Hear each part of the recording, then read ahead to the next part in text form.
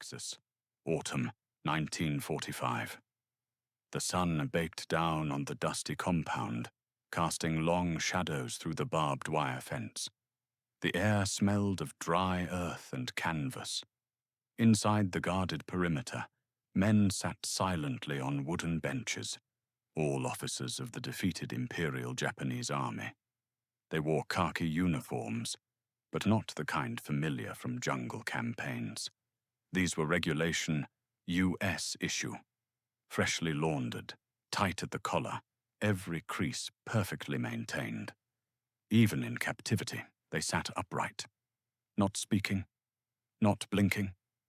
A whistle blew.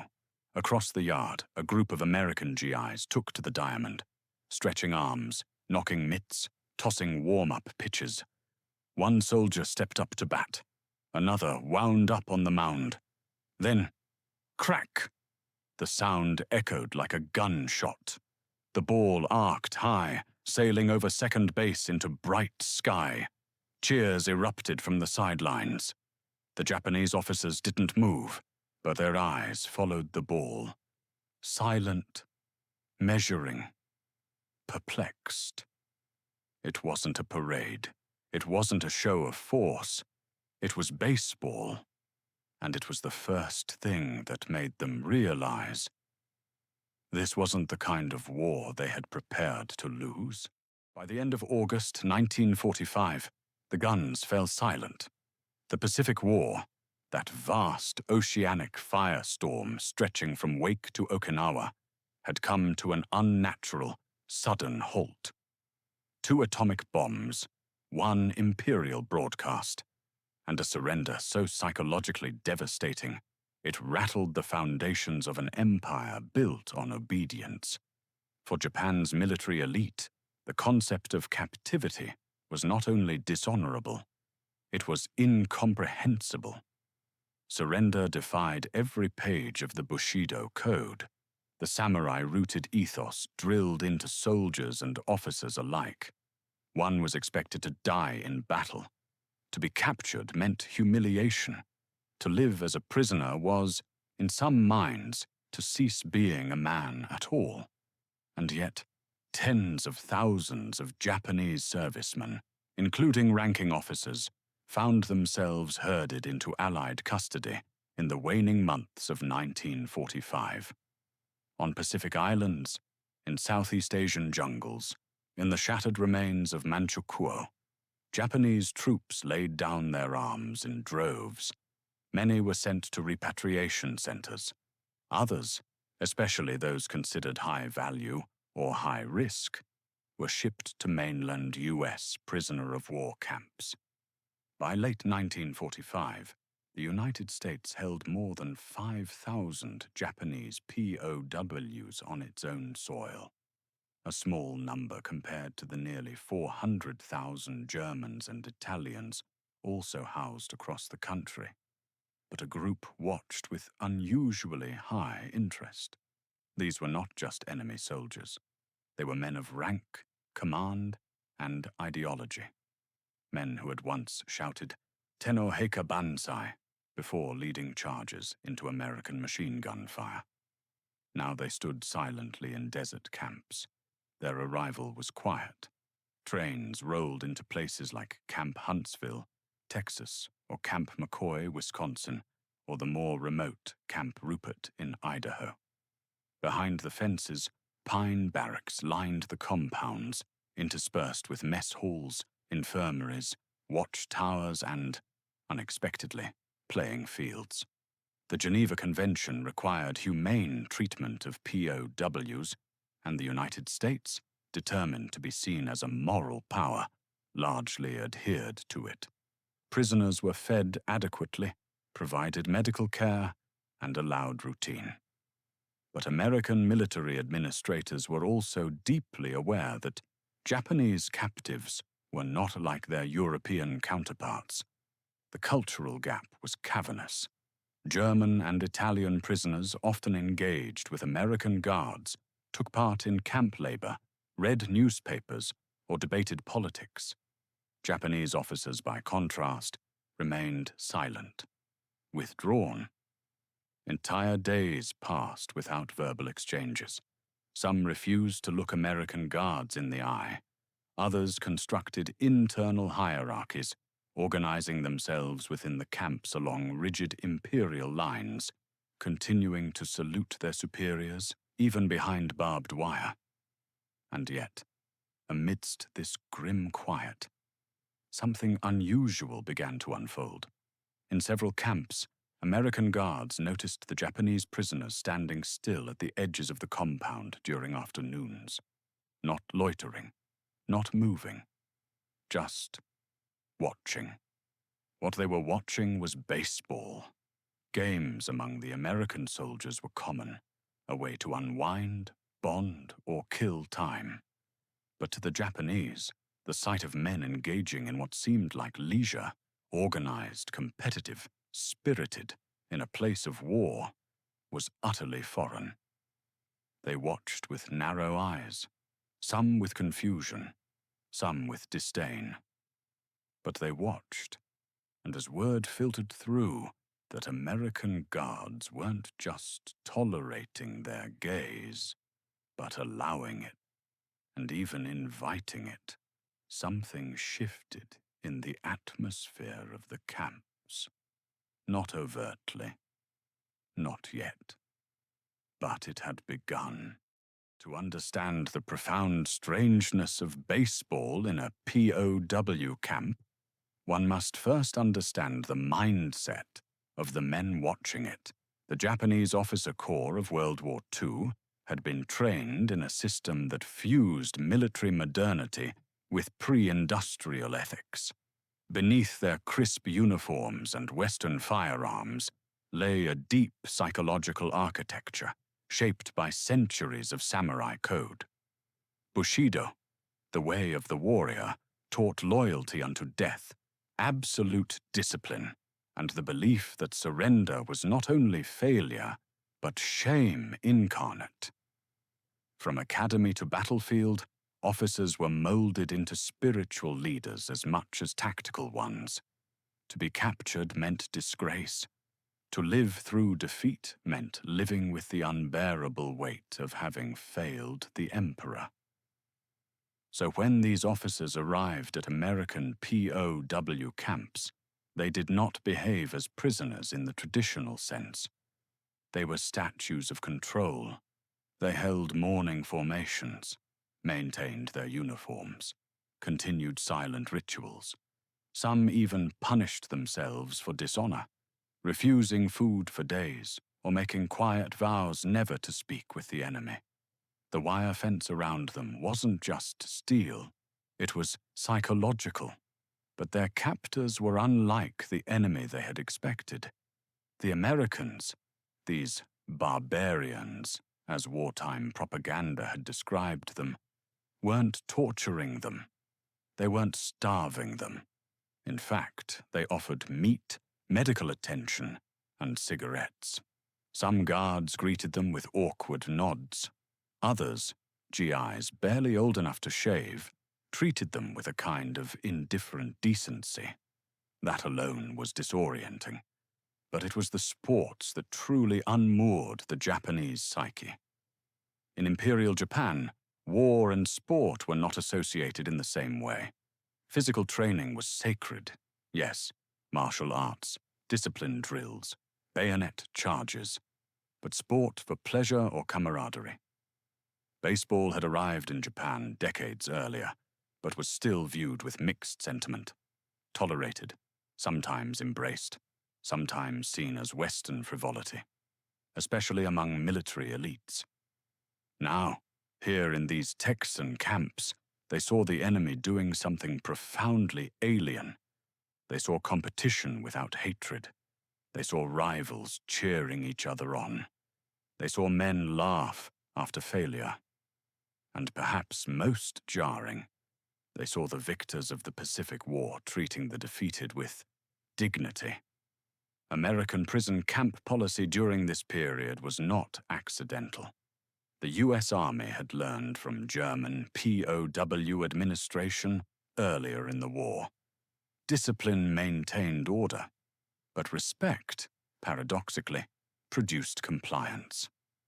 And in the post-war months, American military thinkers understood the value of perception.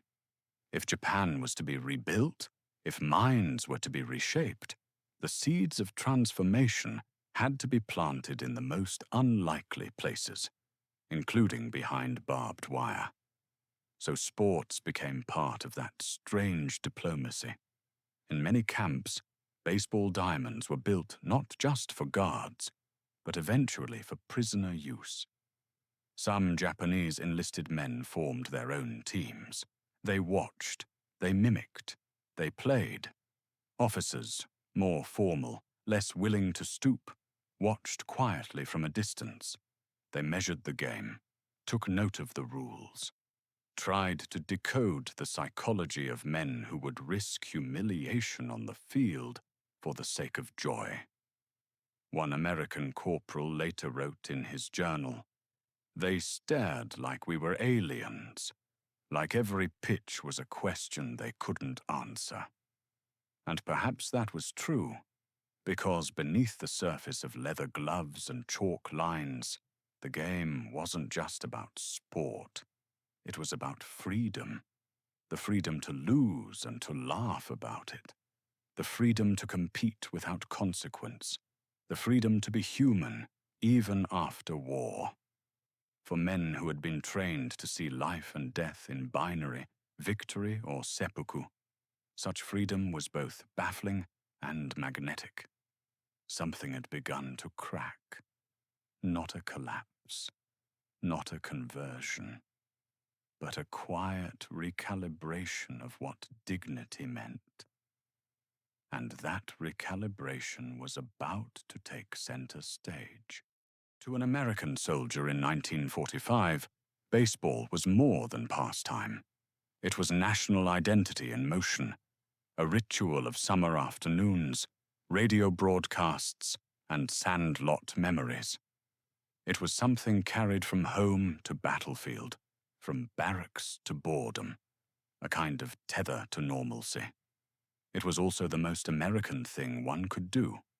Orderly, fair, competitive, democratic. To the Japanese officer watching from the sidelines, the same game was almost unrecognizable. Here were men who had defeated the empire playing something so casual, so public. There were no generals barking commands, no flags raised with precision. Even the umpires, symbols of rule enforcement, were laughed at. One bad call, and soldiers booed. One good hit, and even the losers clapped. There was rhythm, but no strict ceremony. There were rules, but also grace. No face was lost when a man struck out. No shame was felt when the score turned. For men raised in an empire that taught hierarchy above all else, it was deeply confusing. Some believed it to be a trap. Others assumed it was arrogance. A few, quietly, began to wonder if it was strength of another kind. Cultural anthropologists later described this contrast in striking terms.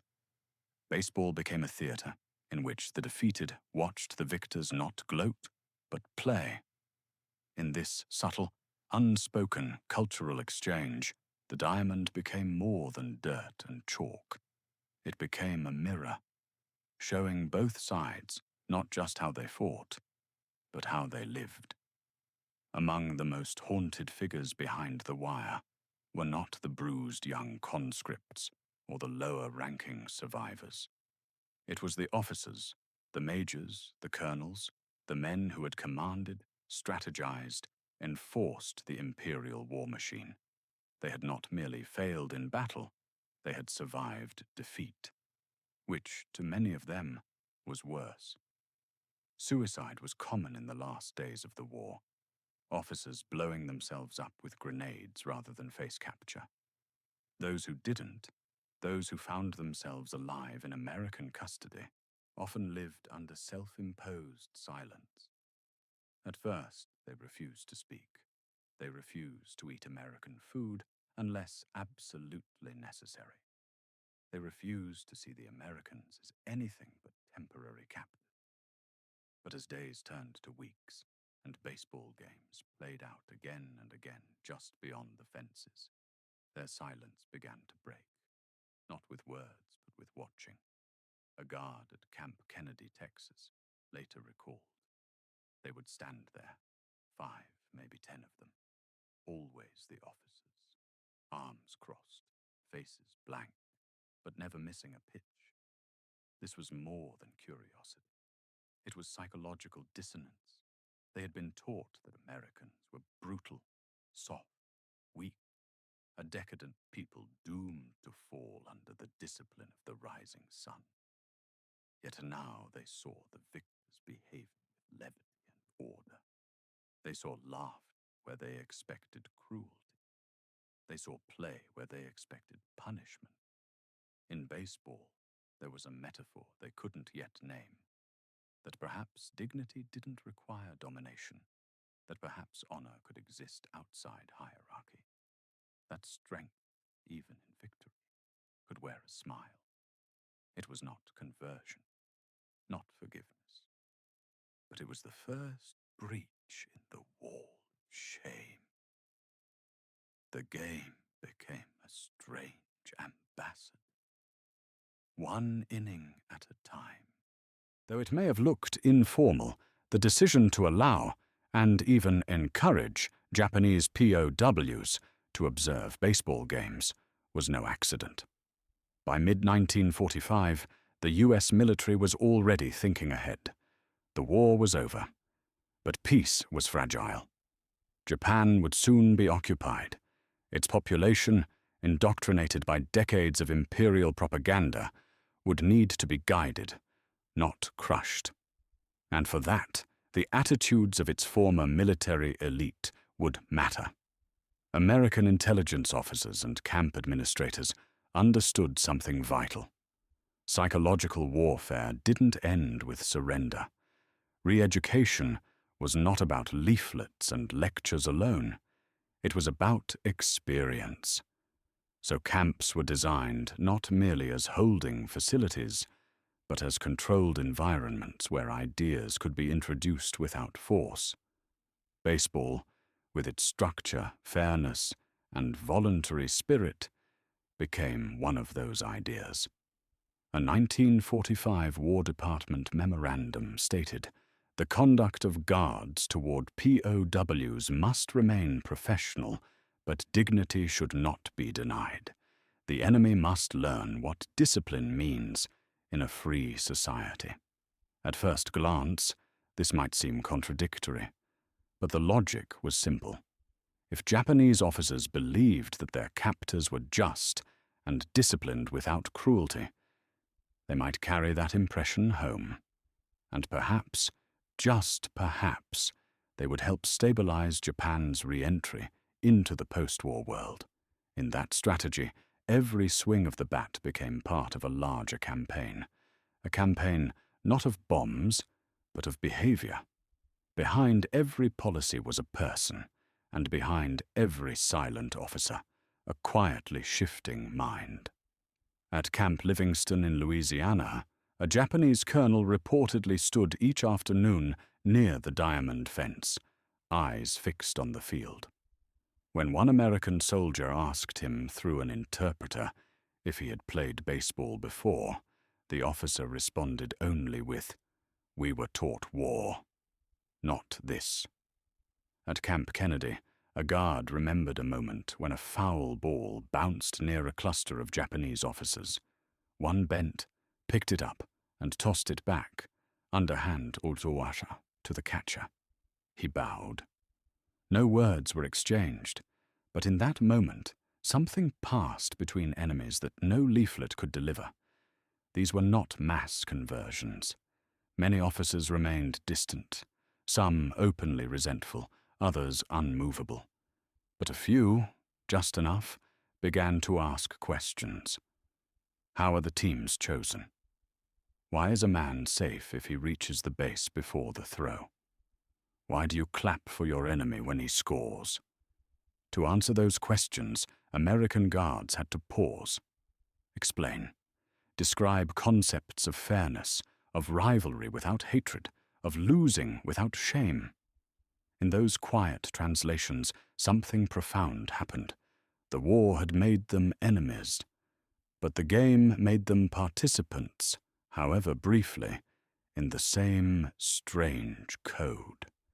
In the months that followed, baseball began to appear in unexpected places. Japanese enlisted men were eventually allowed to organize teams of their own. Equipment was donated or crafted. Gloves were fashioned from scrap leather, bats from shaved planks. Games were held, slow, awkward, rule-bound affairs, but games nonetheless. Officers rarely played, but some watched, with arms less tightly crossed than before. And when the time came, months later, for the prisoners to board trains bound for repatriation ships, a few brought with them scraps of memorabilia, a stitched glove, a faded program, a torn photo of a camp team smiling under barbed wire. To the Japanese public, post-war baseball would rise again as a national obsession. But to these men, the first taste of that game came not in Tokyo, but in silence, behind the fence. Baseball had become more than sport. It was a symbol of something impossible to define in the language of empire. Not weakness, not victory, but something they had never been taught to recognize. Permission. October 12th, 1945. Camp Kenedy, Texas. The air hung hot, even in the heart of autumn. A dry southern wind rustled through the canvas tents and guard towers, carrying the smell of dust and old diesel. The compound had settled into its uneasy rhythm. Roll call, meals, formations, silence. But this day was different. Word had spread among the guards that a full game was being organized. Not the usual half-hearted pickup affair between bored soldiers, but a formal match between two infantry platoons stationed nearby. A rivalry game.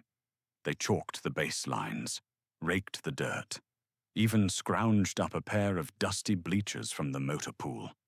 It was supposed to be for the Americans, but someone, perhaps a camp commander, perhaps a thoughtful NCO, extended an unspoken invitation.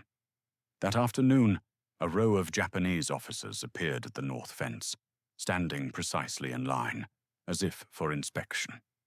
There were 15 of them, all men of senior rank, captains, majors, 2 colonels. Their uniforms, though stripped of insignia, were pressed to perfection, hands clasped behind their backs. No talking, no leaning, just watching. From the guard post, Private George Andelman noticed them first. He would later write, "They stood there like stone statues, every single man with the same look, tight jaw, furrowed brow. It was the first time they came to the fence for anything." At 1400 hours, the game began. American soldiers jogged onto the field, joking and laughing. Glove snapped. A bat clinked off a steel helmet in warm-up. Someone yelled to shut up and hit. The scene looked nothing like war. The pitcher, a lanky corporal from Michigan, threw the first pitch. Strike. A guard near the dugout clapped loudly. Dust kicked up under boots. Men shifted in anticipation. But at the fence, stillness. The Japanese officers didn't react, but they watched. They watched as a runner dove into second, his fatigues brown with dust. They watched a sergeant strike out swinging and grin. They watched as one team took the lead, then lost it again, and cheered anyway. By the 3rd inning, something subtle happened. One officer, a colonel whose name remains lost in the records, stepped forward. Just a half step. Not toward the guards, not toward the field, just forward, as if drawn by the movement, the rhythm. He placed both hands behind his back and tilted his head, a gesture unmistakable to those who'd served in Japan. Not defiance, study. Nearby guards noticed. One whispered to another, "They're really watching now." By the fifth inning, the Americans were sweating hard. One player twisted an ankle rounding third. Another cursed the sun. Someone fetched water. The Japanese officers didn't flinch. They remained standing, fixed, like calligraphy etched in shadow. Then, a crack of the bat. The ball soared high, a clean hit, landing just past center field.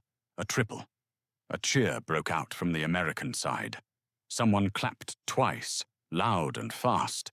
And behind the fence, one of the officers, a junior major, perhaps in his late 30s, blinked and nodded. Just once, a small motion, barely seen, but real. Not approval, not admiration, recognition. He had seen something worthy. The game lasted just under 2 hours. By the end, sweat-soaked players slapped backs, shook hands, and collapsed under the bleachers. The Japanese officers turned quietly and walked away, 2 by 2, vanishing into the late afternoon haze.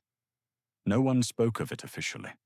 There were no reports, no incident logs, no diplomatic cables. But that day lingered in the memory of those who were there. Years later, a former American guard would recall. That was the day I realized. We weren't breaking them. We were showing them something they didn't know how to name. What happened that afternoon wasn't ceremony. It wasn't policy. It wasn't victory or surrender. It was a witnessing of what peace looked like, and of what dignity, in its quietest form, could become. In the days that followed the baseball game at Camp Kenedy, nothing seemed to change. The same barracks inspections, the same silence at mealtimes, the same morning formations, with officers standing at stiff attention before rows of enlisted men who still saluted them, even behind American fences. But below the surface, something had shifted. American guards began to notice subtle behaviors. The officers walked their rounds with slightly less rigidity. Some paused longer during afternoon games. A few even stepped closer to the diamond's edge. And once, just once, a lieutenant asked a translator, softly, "What happens if the batter is struck by the ball?" The question was procedural, clinical, but it wasn't nothing. Inside their minds, the struggle had begun, not to resist, but to understand. Not the rules of baseball, but the rules of defeat. For men raised in a nation where honor was tied to death, living on after surrender was a torment they never trained for. Captivity was not merely a condition. It was a philosophical paradox. These men, proud, educated, proven in battle, were now fed by the enemy, protected by him, and allowed to watch him play. They were not tortured, not mocked. They were not stripped of rank or forced to humiliate themselves. Instead, they were given time, structure, and oddly, freedom. That is what made the baseball game so jarring. Because baseball, for all its dust and sweat, was a game built on fairness, on rules, but not rigid ones, fluid ones, room for error, room to fail, and try again. It was a world where a man could strike out 3 times and still be cheered the 4th. To a Japanese officer trained in a world of absolutes, victory or seppuku, command or collapse, this logic was alien. And strangely, beautiful. Over the weeks that followed, the fences did not fall. The guards did not change. The war was still lost. But the internal world of some Japanese prisoners began to reorient. Not all, not quickly, but enough. In one Texas camp, a captain who had never once spoken to an American guard asked for a translated rule book. In another, a group of non-commissioned officers requested chalk to mark a practice diamond of their own. And though many officers still refused to play, they no longer forbade their men from doing so. One lieutenant quietly observed the enlisted game from behind a shaded barrack. He took notes. Another was seen nodding subtly at a well-fielded catch. A few even clapped, twice, softly, when a runner slid safely into third. They didn't know it yet, but something profound was occurring. They were beginning to understand that defeat did not have to be disgrace. That even behind wire, there was a way to carry dignity forward, not by clinging to the codes of a fallen empire, but by studying the strange, infuriating, free-flowing behavior of their captors and finding honor within it. Years later, in post-war Tokyo, many of these same men would take on new roles: teachers, civil servants, businessmen. They rarely spoke of their captivity, but some carried home memories that quietly shaped how they raised children, treated subordinates, or understood the strange democracy that now ruled Japan. Some never spoke of it at all. But in diaries, in oral histories recorded decades later, a theme emerged. The Americans gave us meat, they gave us medicine, but most of all, they gave us confusion. And within that confusion, seeded on that dry October afternoon in Texas, grew the slow, difficult rebirth of a national identity.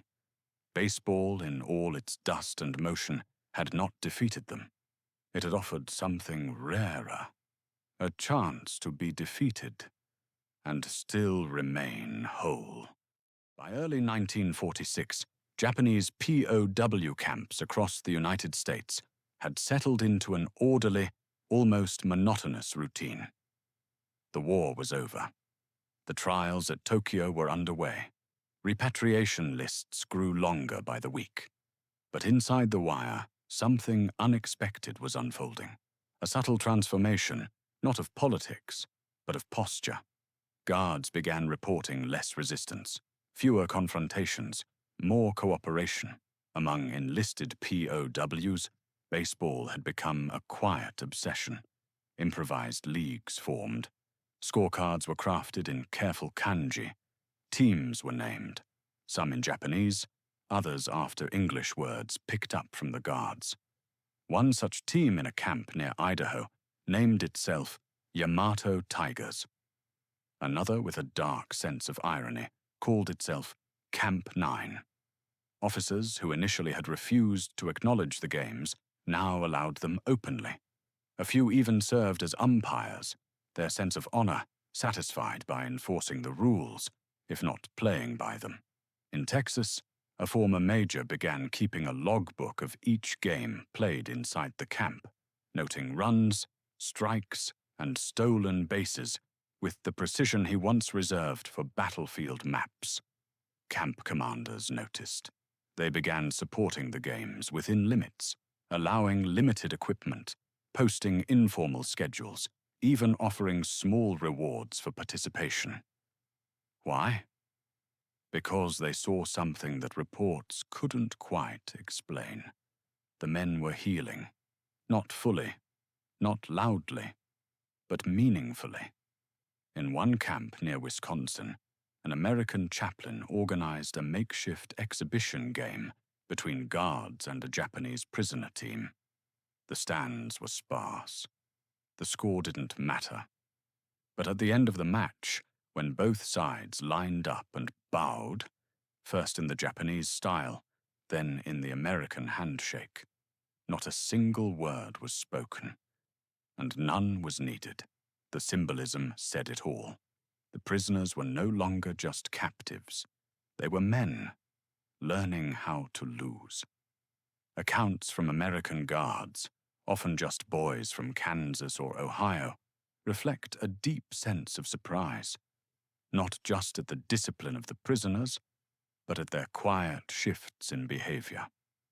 One sergeant wrote in a letter, They used to walk like statues. Now they walk like men with some place to go. Another observed, they used to stare like we were ghosts. Now they nod. These moments were small, but war, after all its thunder, often ends with whispers. By late 1946, the camps began to empty. Japan, now under American occupation, was ready to receive its soldiers. The ships that had once carried invaders across the Pacific now returned them. Thinner, quieter, but alive. For many officers, the return was bittersweet. They were not welcomed as heroes. In post-war Japan, defeat was a stain not easily washed away. Repatriated officers faced suspicion, awkward silences, and the slow dismantling of the very ideals they once embodied. But some returned with more than silence. They brought stories of the camps, of their treatment, of the things they could not have imagined in war. Books, food, structure, decency, and baseball. They spoke of a game where men competed without malice, where victory meant little without fairness, where failure was expected and accepted. In that contrast, something new took root. In the early years of the US occupation, American officials sought ways to bridge the psychological gap between conqueror and conquered. Baseball, surprisingly, became one of the tools. General Douglas MacArthur, a lifelong fan of the sport, saw its cultural value. His administration supported the revival of baseball leagues throughout Japan, not as entertainment, but as rehabilitation.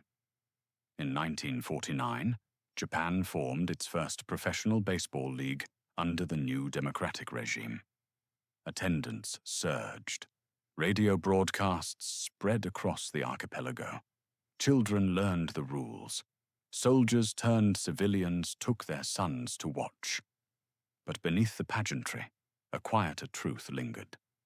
Some of the men in the stands had once stood behind barbed wire, watching. They had learned the game not in stadiums, but on dusty American soil as defeated officers behind a fence. And though they did not speak of it often, and rarely with pride, they understood what baseball had meant to the enemy. It meant rules. It meant order without tyranny. It meant freedom with boundaries. That lesson, absorbed through silence and shame, had followed them home. In the decades to come, baseball would become one of Japan's most beloved institutions. Stars like Shigeo Nagashima and Sadaharu Oh would rise to fame, their swings echoing in Tokyo domes and Olympic fields. Japanese teams would go on to challenge, and often defeat, American counterparts. But none of that was visible in 1946. Back then, it was just a quiet memory of Texas dirt, American shouts, and the strange, impossible idea that maybe losing wasn't the end of honor. War breaks men in ways they cannot always name. For the Japanese officers who watched baseball behind wire, defeat was not a moment. It was a condition, a long, slow unraveling of everything they had been taught to believe. They had marched beneath banners, issued commands, worn medals with silent pride. And then, one day, they stood still, surrounded by fences, watching boys in boots laugh over stolen bases and bad calls. What they witnessed wasn't just a pastime. It was an ethic, a philosophy of failure, a strange democratic rhythm in which the powerful could miss, the weak could score, and all could try again. In the quiet geometry of the diamond, they saw something their world had not prepared them for. The idea that rules could be followed without fear, that strength did not require cruelty, and that dignity might still survive after surrender. These were not lessons they asked for. but they were lessons they carried. And as the seasons turned, and the camps emptied, and the ships took them home to a nation in ruins, the officers left with uniforms pressed, heads high, and dust from the American infield still on their shoes. Sometimes, the most enduring victories are the ones that happen after the war ends. And sometimes, they begin with a game.